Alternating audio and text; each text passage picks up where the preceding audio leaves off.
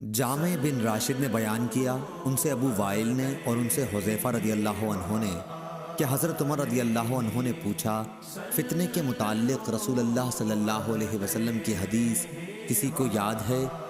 حذیفہ رضی اللہ عنہ نے بیان کیا کہ میں نے سنا ہے، آپ صلی اللہ علیہ وسلم نے فرمایا تھا کہ انسان کے لیے اس کے بال بچے، اس کا مال اور اس کے پڑوسی فتنہ، آزمائش و امتحان ہے، جس کا کفارہ نماز، روزہ اور صدقہ بن جاتا ہے۔ عمر رضی اللہ عنہ نے کہا کہ میں اس کے متعلق نہیں پوچھتا، میری مراد تو اس فتنے سے ہے جو سمندر کی موجوں کی طرح امڈ آئے گا۔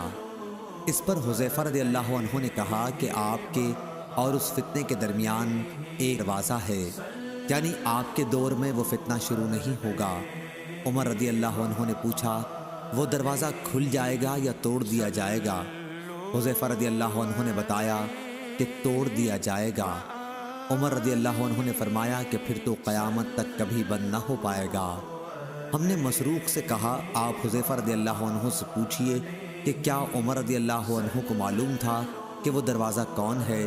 چنانچہ مسروق نے پوچھا تو آپ نے فرمایا، ہاں، بالکل اس طرح انہیں علم تھا جیسے رات کے بعد دن کے آنے کا علم ہوتا ہے۔ صحیح بخاری، حدیث نمبر 1895۔